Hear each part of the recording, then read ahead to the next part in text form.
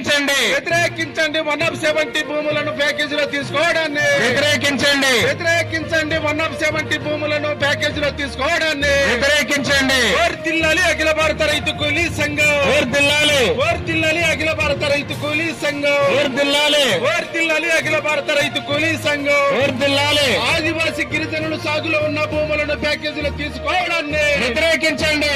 ఆదివాసీ గిరిజనులు సాగులో ఉన్న భూములను ప్యాకేజీలో తీసుకోవడాన్ని వ్యతిరేకించండి. వర్ధిల్లాలి అఖిల భారత రైతు కూలీ సంఘం, వర్ధిల్లాలి అఖిల భారత రైతు కూలీ సంఘం, 170 భూములను ప్యాకేజీలో తీసుకోవడాన్ని వ్యతిరేకించండి. 170 భూములను ప్యాకేజీలో తీసుకోవడాన్ని వ్యతిరేకించండి. చర్యలు తీసుకోవాలి. అవినీతి అధికారులపై చర్యలు తీసుకోవాలి. చర్యలు తీసుకోవాలి. అవినీతి అధికారులపై చర్యలు తీసుకోవాలి. అవినీతి అధికారులపై చర్యలు తీసుకోవాలి. నా పేరు నారాయణ రాఘవ, అఖిల భారత రైతు కూలీ సంఘం కార్యవర్గ సభ్యుడిని. ఈరోజు గుట్టాయిగూడ మండల కేంద్రంలో ప్రధానంగా ఏ అయితే సీలింగ్ భూములు ఉన్నాయో, అదేవిధంగా 70 యాక్ట్ భూములు ఉన్నాయో, ఆ భూములను కూడా గత సంవత్సరాల తరబడి గిరిజనులు సాగు చేస్తున్న భూముల్ని ఈరోజు R&R ప్యాకేజీకి కేటాయించడానికి రెవెన్యూ అధికారులు ప్రధానంగా దాన్ని ప్రయత్నం చేశారు.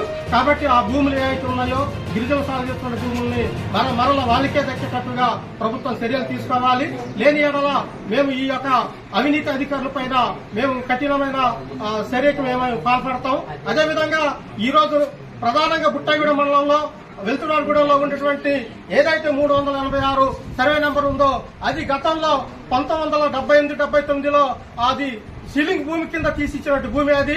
ఆ భూమిని ఈ రోజు ప్యాకేజీలో పెట్టడం అంటే ఈ ప్రభుత్వ అధికారులు ఏళ్ల తరబడి సాగు చేస్తున్న భూముల్ని ఎలా తీసుకున్నారు అంటే, అది కనీసం అక్కడ వెళ్ళకోకుండా, రెవెన్యూ వాళ్ళు అక్కడికి వెళ్ళకోకుండా, సర్వేల వాళ్ళు అక్కడ వెళ్ళకోకుండా ఇక్కడే రికార్డు చూసుకొని వాళ్ళు కాగితాల్లో రాసేసి ఈ విధంగా అటు గిరిజన నేతలు ఎవరైతే ఉన్నారో వాళ్ళ దగ్గర 10,000 నుంచి 20,000 ఆ తర్వాత ఎక్కువ డబ్బులు తీసుకున్నారని ఈ రోజు మొత్తం మండలం అంతా ప్రసారం జరుగుతుంది. అంటే అధికారులు ఎవరైతే ఉన్నారో వీళ్ళు డబ్బుకు ఆశపడి ఈ రోజు ఈ యొక్క గిరిజనుల భూముల మీదకి వీళ్ళు గద్దల్లాగా వస్తున్నారు.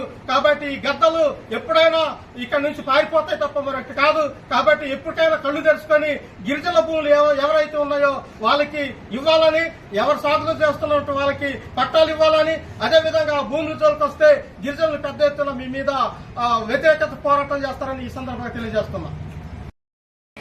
ఎస్ రామ్మోహన్, అఖిల భారత ఆదివాసీ వేదిక జాతీయ కన్వీనర్,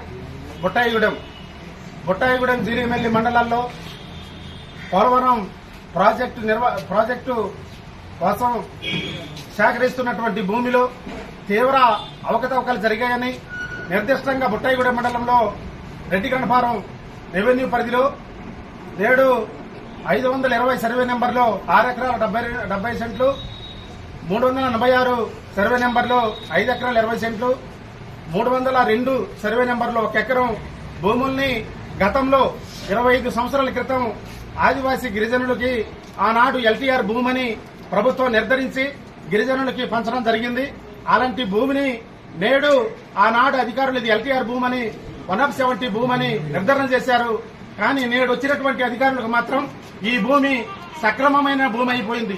170 భూమి పరిధిలో రాదని అనుకున్నారో ఏమో కానీ ఈ భూమిని నేడున్నటువంటి అధికారులు, ఇవాళ ల్యాండ్ ఎక్విజిషన్ అధికారులు, ఇవాళ రెవెన్యూ అధికారులు కలిసి ఆ భూమిని R&R ప్యాకేజీలోకి ల్యాండ్ ని ఎక్విజిషన్ చేయడం జరిగింది.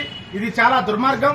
ఆనాడు గిరిజనులు 25 సంవత్సరాలుగా సాగు చేసుకుంటున్నామని, ఆ భూమి మళ్ళా మేము జీవిస్తున్నామని ఆనందంగా బతుకుతున్నటువంటి గిరిజనుల యొక్క కుటుంబంలో ఇవాళ నేడు చిచ్చు పెట్టారు. వాళ్ళ యొక్క జీవితాలని చిత్రం చేసేటటువంటి పరిస్థితులు ముందుకు తీసుకొచ్చారు.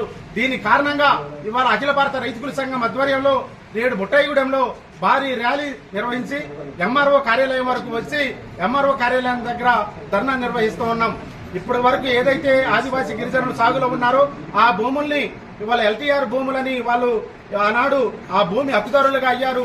అలాంటి భూమిని వాళ్ళ ప్యాకేజీలో పెట్టి ఆ ప్యాకేజీ ద్వారా ఇవాళ రెవెన్యూ అధికారులు, ల్యాండ్ ఎక్విజిషన్ అధికారులు ఇవాళ వాళ్ళు ఒక కుట్రకి పాల్పడ్డారు.